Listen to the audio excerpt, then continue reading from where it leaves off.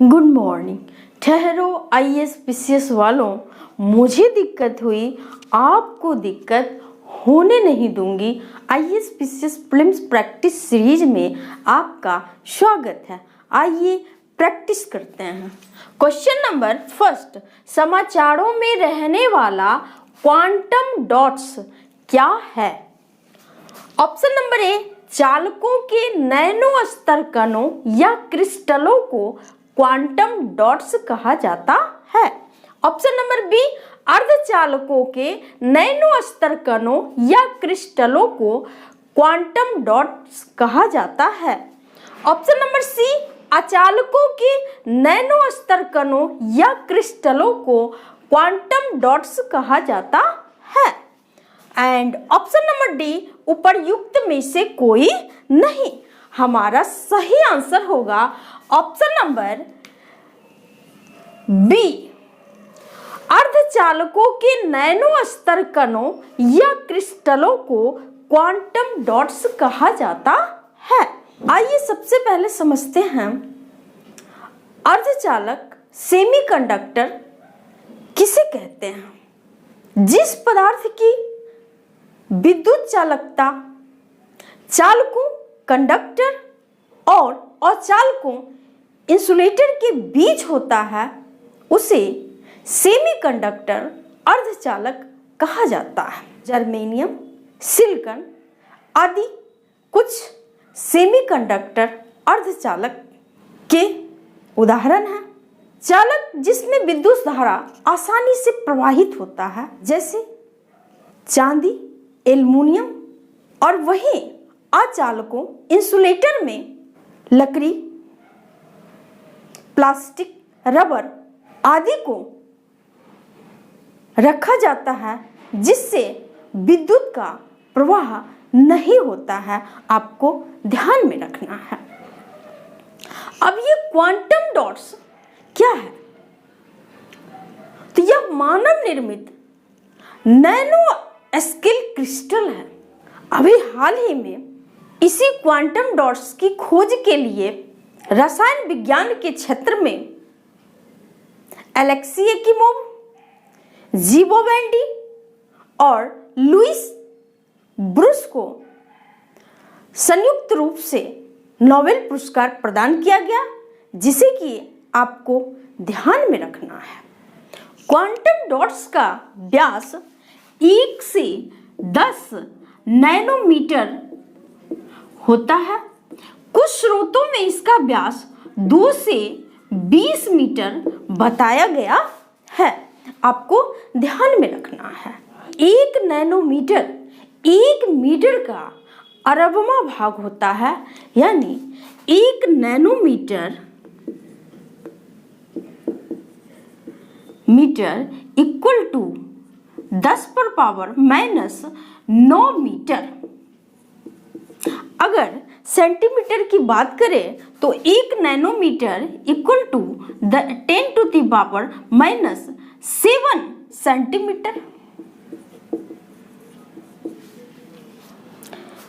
One day exam में कई बार इस तरह के क्वेश्चंस पूछे गए हैं कि 1 नैनोमीटर कितने मीटर के बराबर होता है। तो आपको ध्यान में रखना है 1 नैनोमीटर 10⁻⁻9 मीटर के बराबर होता है।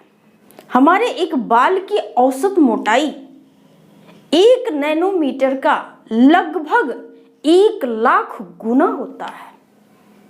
इसी से आप समझ सकते हैं कि यह कितना सूक्ष्म कण है। इस नैनो डॉट्स की खोज से होने वाले अगर फायदों की बात करें तो इससे चिकित्सा के क्षेत्र में, नैनो टेक्नोलॉजी के क्षेत्र में बहुत बड़ा फायदा होगा। इस नैनो डॉट्स की मदद से कैंसर कोशिकाओं का आसानी से पता लगाया जा सकेगा। साथ ही शरीर के विभिन्न अंग में मौजूद ट्यूमर टिश्यू को प्रदीप्त करके उसे आसानी से बाहर निकाला जाएगा। इससे न केवल ऊर्जा की बचत होगी, साथ ही सिलिकॉन जैसे पदार्थों के शुद्धिकरण में लगने वाले समय और धन की भी बचत होगी। आइए नोबेल पुरस्कार के संबंध में कुछ मुख्य पॉइंट से रूबरू होते हैं। नोबेल पुरस्कार की स्थापना डायनामाइट के आविष्कार फ्रीड नोबेल के वसीयतनामे के तहत की गई। प्रथम नोबेल पुरस्कार की शुरुआत 1901 में की गई और प्रथम भारतीय जिसे नोबेल पुरस्कार प्रदान किया गया वो हमारे राष्ट्र कवि रविंद्रनाथ टैगोर थे। इन्हें गीतांजलि के लिए नोबेल पुरस्कार प्रदान किया गया। भारतीय मूल के प्रथम व्यक्ति वेंकटरमन रामकृष्णन थे, जिन्हें 2009 में रसायन विज्ञान के क्षेत्र में प्रथम नोबेल पुरस्कार प्रदान किया गया। ओके, आइए बात करते हैं नोबेल पुरस्कार कितने क्षेत्रों में प्रदान किया जाता है। तो आपको ध्यान में रखना है नोबेल पुरस्कार 6 क्षेत्रों में प्रदान किया जाता है। आपको ध्यान में रखना है नोबेल पुरस्कार मरणोपरांत प्रदान नहीं किया जाता है। ओके, इसे संयुक्त रूप से अधिकतम 3 व्यक्तियों को एक क्षेत्र में आविष्कार के लिए प्रदान किया जाता है। आपको ध्यान में रखना है।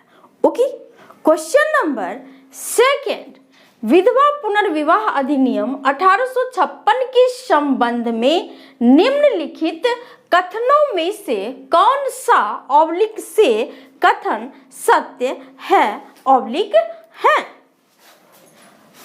स्टेटमेंट ए, इसे लॉर्ड कैनिंग के समय अधिनियमित किया गया।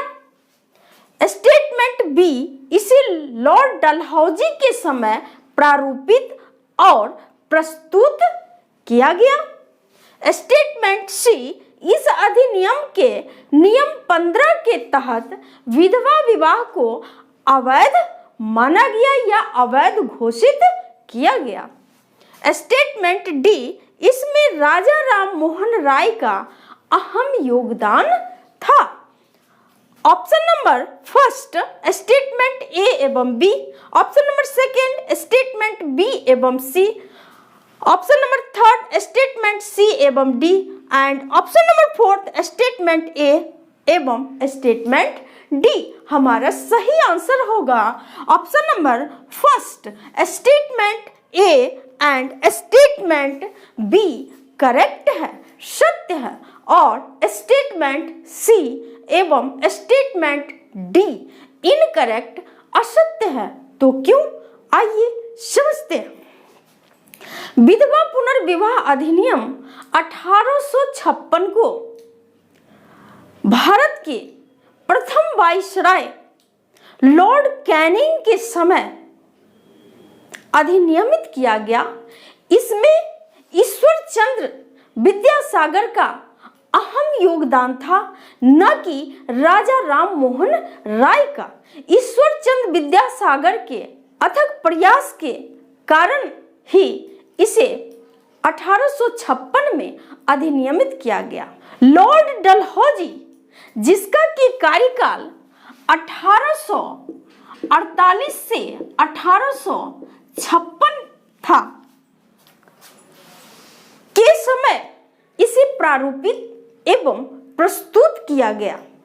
लॉर्ड डलहौजी, जिसका कि शासनकाल व्यापक सिद्धांत डॉक्ट्राइन ऑफ लैप्स के लिए जाना जाता है, इसी डलहौजी के द्वारा भारतीय रियासतों को हड़प की नीति के तहत व्यक्तिगत सिद्धांत के तहत अंग्रेजी साम्राज्य में मिलाया गया।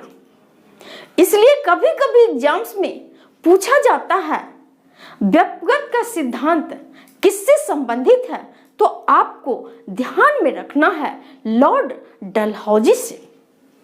ओके, लॉर्ड डलहौजी के द्वारा ही भारतीय रियासतों को, जिसमें सबसे पहले अवध पर कुशासन का आरोप लगा करके अवध को अंग्रेजी राज्य में विलय किया गया। लॉर्ड कैनिंग भारत की प्रथम वाइसराय थे जिनका कि कार्यकाल 1856 से 1862 था।